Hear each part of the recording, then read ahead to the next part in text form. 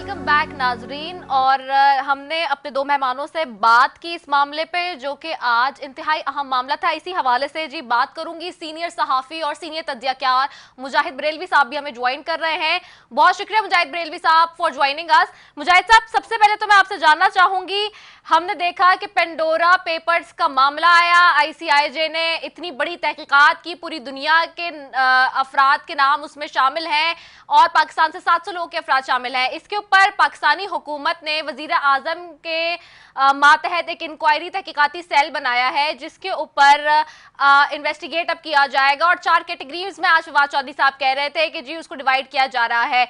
आप कैसे देखते हैं इसको? आप माजी के पनामा पेपर्स के हवाले से भी आपने देखा, आप एक सीनियर सहाफ़ी है, तजज़ियाकार है, आप बहुत बेहतर तरीके से चीज़ों के ऊपर गहरी निगाह रखते हैं। मैं जानना चाहूंगी कि आप समझते हैं कि जो तहकीकाती सेल बनाया गया है, इसकी शफाफियत होगी उस तरह से जिस तरह से ऑपोजिशन चाहती है? नहीं, एक तो मैं कहूंगा ये कि पहली बार मैं शेख रशीद साहब की बात से इत्तेफाक करता हूं कि जितनी हाइप क्रिएट की गई थी 48 घंटे पहले, तो इसको कहेंगे खोदा पहाड़, और आगे मैं वो लफ्ज इस्तेमाल नहीं करूंगा क्या। तो हमें समझ रहा था कि जी 200 जो है दुनिया भर के सहाफी और पता नहीं 2 पाकिस्तानी और लाखों डॉक्यूमेंट और पता नहीं क्या क्या और 700 पाकिस्तानी। अब गौर करें, आपको उन 7 पाकिस्तानियों में एक पीपल्स पार्टी का पुअर शर्जील मेमन, नून लीग के सुन औलादें, 10 फौजियों के बेटे, हाँ शौकत तरीन साहब एक अहम। इसके अलावा आपको इल्म है कि पाकिस्तान में इतने बड़े बड़े मगरमच्छ हैं कि जिनके पास करोड़ों नहीं, अरबों नहीं। सिर्फ मलिक रियाज को अगर आपको याद होगा, मलिक डेवलपमेंट के एक केस में उस पर 1000 अरब रुपया चीफ जस्टिस ने कहा था दो, वो भी 25 अरब दिया। तो मैं तो समझता हूँ ये पेपर, यानी सॉरी टू से, इतने तो ये पेपर आपसे अगर एक प्रोग्राम का अगर स्क्रिप्ट लिखेंगे वो इससे ज्यादा बड़ा स्ट्रांग होगा। क्या इसमें निकला 700 पाकिस्तानियों में? और कुल जो है बरतानिया में इनकी जो जायदादें बताई जा रही हैं वो 5 अरब डॉलर बताई जा रही हैं, कोई 7,500 अरब रुपया।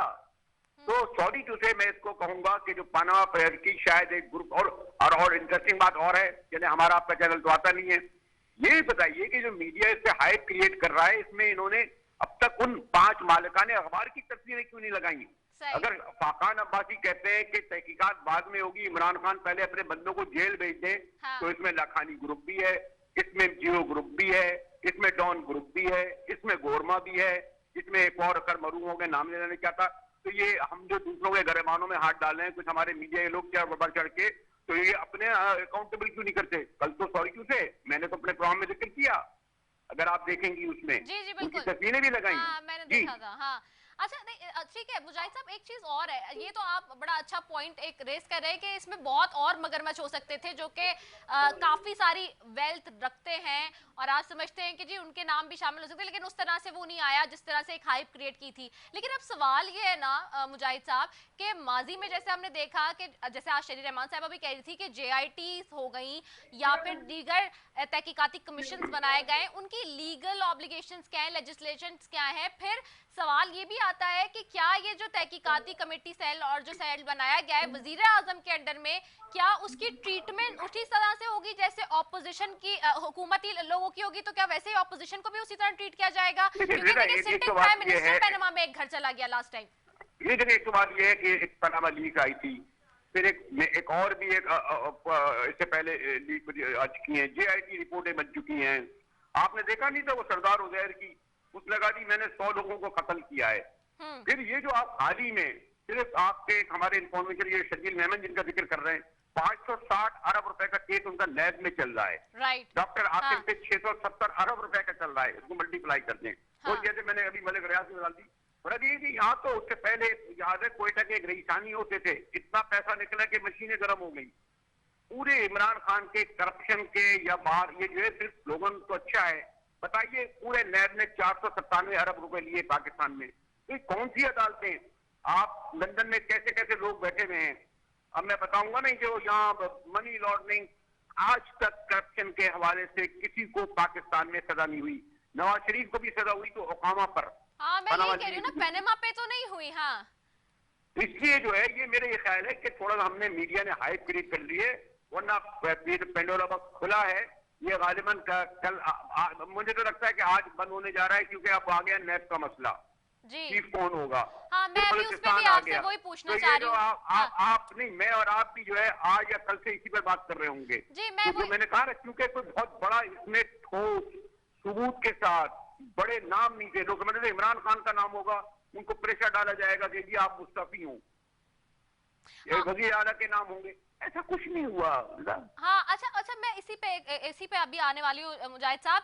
एक तरफ आज ये बात भी सामने आई कि जी वो मुसवदा तैयार कर लिया गया है, चेयरमैन नैब को जो है वो हुकूमत ऑर्डिनेंस के थ्रू जाने वाली है, काबीना में डिस्कशन भी होगा। लेकिन फवाद चौधरी साहब बाहर आए काबीना से, अंदर के जराए बता रहे थे कि जी डिस्कशन है, लेकिन उनका नहीं, ऐसा कुछ नहीं डिस्कस हुआ आज। लेकिन जहां चेयरमैन नैब की एक्सटेंशन का मामला है, आप चूंकि माजी में भी देखते आए कि जब मुशावरत का मामला आता था चेयरमैन नैब के मामले पर, चाहे कितने ही केसेस क्यों ना हो, वो केसेस भी तो अभी प्रूवन गिल्टी नहीं हुए हैं उन लोगों पे, वो लोग अभी मुलजिम ही हैं, मुलजिम से मुजरिम तक का सफर मुकम्मल नहीं हुआ है, जिसके ऊपर फवाद चौधरी साहब रट लगा के बैठे हैं कि नहीं जी शहबाज शरीफ साहब को चेंज कर दें या अपना ऑपोजिशन लीडर चेंज कर दें अगर चाहते मुशावरत करें। सो ये कैसी नई सियासत में रीत आप देख रहे हैं? ये देखो, ये बिल्कुल एक अलग इशू है। ये मसला एक हो गया है टेक्निकल और आईनी। अभी पिछले हफ्ते जब प्राइम मिनिस्टर इमरान खान आए थे तो चंद सहाफियों के साथ मुझे भी मौका मिला था और मुझे लगा था कि वो बेबसी का इजहार कर रहे थे, क्योंकि ये आईनी ऑब्लिगेशन है एक तरमीम के जरिए के लीडर अपोजिशन को एतमाद में ले। प्राइम मिनिस्टर ये कहते हैं कि मैं उसी चोर उसी पर जो जो लफ्ज इस्तेमाल करते हैं, जो सॉरी जो मैं नहीं इस्तेमाल करना चाहता, उसकी मुशावरत यानी शहबाज शरीफ की हवाले से नहीं कर सकता। माजी में आपको याद है कि जो लीडर अपोजिशन थे और गवर्नमेंट को बहरहाल मिलकर करना पड़ा, चंद ऐसे आईनी ऑब्लिगेशन है वो करें। अब अगर आप एक क्योंकि मसला यह है कि अगर 8 अक्टूबर को चेयरमैन की मुद्दत खत्म हो जाती है तो अमलन नैब खत्म हो जाएगी, क्योंकि वो चेयरमैन के बगैर ना कोई नया रेफरेंस दाखिल कर सकती है, ना किसी को पकड़ सकती है, उसकी फंक्शन ही खत्म हो जाएगी जी। अब ये जो ऑर्डिनेंस के जरिए ला रहे हैं, तो ऑर्डिनेंस भी 4 मार्च तक होता है वैलिड, फिर पार्लियामेंट में लाना पड़ेगा, ये लैप्स हो जाएगा। तो वक्ती तौर पर नया इनको टाइम देने से वक्त तो मिल जाएगा इनको, लेकिन ये मसला हल नहीं होगा। आप समझते हैं कि मसला हल नहीं होगा। अच्छा, दूसरा ये भी ऑपोजिशन अब सवाल उठा रही है कि जब माजी में इन्हीं चेयरमैन यानी कि चेयरमैन नैब जब लगाने की बात हो रही थी, हुकूमत ने जब तजवीज मांगी थी, तो शाहिद खाकान अब्बासी साहब और खुर्शीद शाह साहब थे और उन दोनों पे नैब के केसेस चल रहे थे। तब ये पॉइंट वहां पे नहीं लागू हो रहा था और अब ये लागू कर रहे हैं शहबाज शरीफ साहब पे, तो ये अपनी ही बात से यू टर्न ले रहे हैं, एक और हमें नजर आ रहा है। बिल्कुल आपने दुरुस्त कहा कि मसला तो यही है कि चाहे हुकूमत हो या अपोजिशन, दोनों के डबल स्टैंडर्ड हैं। जब ये खुद होते हैं, इसी नैब को पीपल्स पार्टी ने नून लीग के खिलाफ, नून लीग ने पीपल्स पार्टी के खिलाफ इस्तेमाल किया, अब ये दोनों के खिलाफ इस्तेमाल हो रहा है, तो इस मामले में दोनों एक हो गए। तो ये है कि आपने दुरुस्त कहा कि ये नए चेयरमैन का जो मसला है, ये मैंने कहा ना एक बहुत बड़ा कॉन्स्टिट्यूशनल क्राइसिस खड़ा कर देगा।